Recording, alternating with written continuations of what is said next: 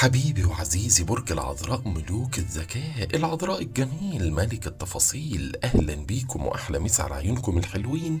ونقول توقعات ونصايح وتحذيرات شهر ديسمبر كانون الاول. يا سلام يا سلام ويحلى الكلام. بامر الله يبقى شهر ظريف ولطيف وخفيف على قلوبكم وعليكم. المهم تعرفوا ازاي تعوضوا اللي فاتكم، تعملوا اللي عليكم وتسيبوا الباقي على الله. الشهر فيه فرص، لسه الفرص ممكنة، لسه الاماني ممكنة وانتوا شطارتكم. المهم ان انتوا دايما تعملوا اللي عليكم. في ضغوط، في سلبيات، في مشكلات، في حوارات، دي سنة الحياة وده الطبيعي. عشان كده هقول لكم الايجابيات وهقول لكم السلبيات، ورزقي ورزقكم على الله، سواء الكلام هيعجبكم ولا مش هيعجبكم. وطبعا كده كده كل اللي بنقوله حصل ما حصلش الله اعلم تماما، بتاعة ربنا. المهم شوفوا الفيديو بتاعكم بس للاخر عشان ما يفوتكوش حاجة. هنقول كل جزئية اخبارها ايه، والتفاصيل هتلاقوها في التوقعات اليومية والاسبوعية، وابقى انا عملت اللي عليا. نبدأ على طول ونقول طبعا أهم جزئية عايزكم تستفيدوا منها. أول 20 يوم اكتبوا التواريخ دي ورايا، هتنفعكم طول الشهر. لغاية يوم 20 المشتري، السعد الأكبر، كوكب الحب والمال والجمال، السعد، السعادة، الحظوظ كلها في برج الحوت اللي هو علاقتكم بيه حلوة موت. بيتكم السابع، بيت التحالف، التعاون، الشراكة والأزواج. 20 يوم مميزين، فرص لزواج، الخطوة في الطريق زواج، لرجوع منفصلين او متطلقين، تحسين العلاقه الزوجيه بشكل كبير، حتى العلاقات الضعيفه اللي فيها احداث سخيفه ومش ظريفه، فرص للتفاهم، لحل الخلافات. ممكن يحصل مشكلات، ممكن يحصل انفصال، بس وارد يكون ده حاجه ايجابيه مش حاجه سلبيه.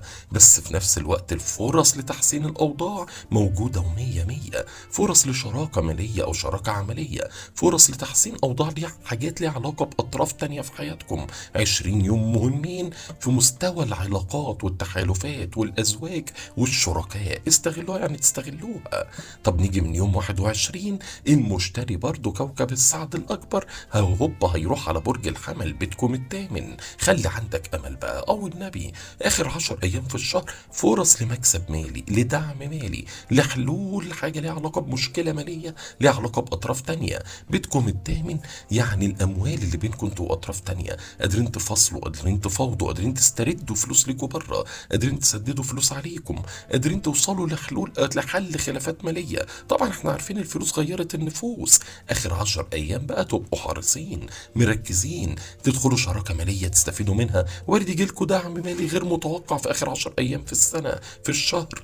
ايه بقى الدعم المالي؟ ممكن يجي من اب، من ام، من اخ، من اخت، من زوج، من زوجه، من ابناء، من قرض، من جمعيه، من بنك. المهم يجي قرشين والدنيا تمشي. ممكن يبقى في ضغوطات، في خلافات، في حوارات ليها علاقه بامر مالي او قانوني او حكومي، بس قادرين عليها، قادرين تلاقوا لها حلول، تلاقوا افكار. اخر 10 ايام مميزين، استفيدوا منهم في الاموال المشتركه، في الامور القانونيه، في الامور الحكوميه، وفي الطاقه الجنسيه اللي هتبقى عاليه ومية مية. واستفيد انت وهو وهي. نيجي بقى لحته تانية لا تقل اهميه، وهي الامور العائليه. برضو اقول لكم ارجعوا اكتبوا التواريخ اللي هقولها. معانا لغايه يوم 7 عطارد في برج القوس. مش مبسوط قوي، بس في فرصه في اول اسبوع في الشهر لتنظيم الاوضاع العائليه والمنزليه. وارد يبقى مشتريات، اصلاحات، توضيبات، صيانات، حمل، انجاب، زواج، تحسين وضع عائلي، حل خلاف عائلي، تفاهم عائلي، نقاش عائلي، زيارات عائليه، تواصل واتصالات وزيارات، امور عائليه ومنزليه مفيده في اول اسبوع في الشهر. في نفس الوقت الظهر هيبقى في برج القوس. هنا ده لغايه يوم 10 موجود في بيتكم الرابع، بيت العيله والمنزل. فرص جميله، اخبار ايجابيه عائليه، حلول وانفراجات عائليه او منزليه، مشاكل او خلافات او حوارات او ضغوطات كانت تعباكوا كانت قرفاكوا تقدروا تحلوها في اول 10 ايام. عندنا بقى الشمس في برج القوس اليوم 21. في اول 10 ايام هي ضغطه على الحته العائليه والمنزليه، بس وجود الزهره وعطارد يحلوا الامور. من يوم 10 الشمس هتفضل لوحدها في القوس، الزهره هيمشي وعطارد هيمشي. يعني من يوم 10 ليوم 21 هنا هتبقى الفتره دي ضغوط عائليه زايده شويه، التزامات منزليه، التزامات عائليه، مصاريف، حوارات، خلافات، طوارئ لا قدر الله احد افراد العيله. فنبقى مركزين ونتحمل مسؤولياتنا، نبقى هاديين في امورنا العائليه، ما نفرضش راينا، نحذر الخلافات، نقدم الدعم، ما نبخلش على عائلتنا باي حاجه، ولا بعاطفه ولا بقلب ولا بكلام ولا بدعم ولا بمساعده ولا بنصيحه ولا باي حاجه. نبقى حذرين جدا في الامور العائليه، من يوم 10 ليوم 21. من يوم 22 الشمس هتروح على الجدي. هنا بقى خلينا نقول المشاعر والأحاسيس والقلوب الكتير والحاجات اللي بتطير. بس مين هيسبق الشمس؟ عطارد من يوم 7 هيروح على برج الجدي. وبعدين الزهرة من يوم 10 هيروح على برج الجدي بتكون الخامس. العاطفة قلوب كتير وحاجات بتطير. يبقى تبدأ حتة المشاعر والفرص العاطفية تبدأ تظهر تدريجيا بداية من يوم 7. تبدأ فرص لارتباط، لإعجاب، لانجذاب، لتعبير عن المشاعر، لحل خلافات، لتحسين أوضاع عاطفية، وتبقى الدنيا جميلة ومية مية. ونبدأ من يوم 10 الزهرة يخش في الجدي هو كمان، فتبدأ الحظوظ العاطفية، الفرص العاطفية، تبقوا ملفتين وجذابين، اتراكتيف كده زي المغناطيس للجنس الآخر. تلاقوا العين عليكم، الاهتمام موجود والكاريزما موجودة، وفرص بقى للحب والمال والجمال وحاجة آخر حلاوة. لما الشمس تيجي يوم 22 هي كمان الجدي، الانطلاقة بقى كلها آخر أسبوع في السنة هو الأسبوع العاطفي، الحب والغرام والعيون السهرانة ما بتنام وقلوب كتير وحاجات ما بتطير. يعني استفيدوا في آخر أسبوع في الشهر في الحتة العاطفية بشكل كبير، بس تدريجيا من أول يوم 7 تبدأ الحظوظ العاطفية ومكملة لآخر الشهر. هنقول بقى المريخ في الجوزاء متراجع للأسف، فخدوا بالكم من سمعتكم، من مكانتكم، من وضعكم، من النظرة الإيجابية ليكم. خلوا بالكم من تصرفاتكم، ابعدوا عن الشبهات وامشوا على النظام والتعليمات.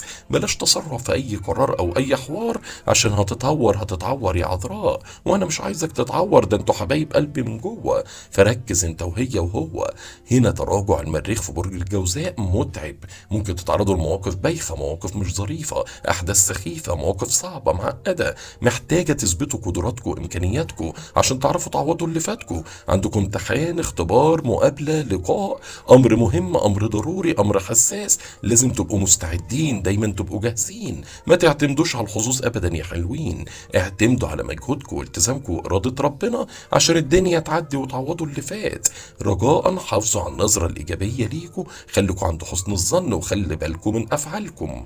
طبعا زحل في برج الدلو والحمد لله في حركة أمامية، فتبدأ انفراجات عملية، انفراجات صحية على الأقل، ومش انفراجات بس، ما يبقاش فيه نحوس، ما يبقاش فيه ضغوط، تعرفوا تتجاوزوا أي مشكلة عملية أو صحية، تقدروا تحصلوا على اللي انتوا عايزينه، تنظموا أوقاتكم، ترتبوا أولوياتكم، فتعوضوا اللي فاتكم. طبعا أورانوس في برج الثور يعني فرص لسفر مفاجئ أو مشوار مفاجئ أو اتصال مفاجئ يكون إيجابي ويغير أوضاعكم بشكل كبير. طبعا يا عذراء خطير تردوا على أي تليفون، ما تكنسلوش أي مشوار، ابعدوا عن أي حوار وبادروا وتحركوا واستغلوا أي فرصة حتى لو جت وانتوا مش عاملين حسابكم، عشان الشهر والسنة يعدوا بشكل سعيد، ومن عم جوهر تستفيد. والله أعلم.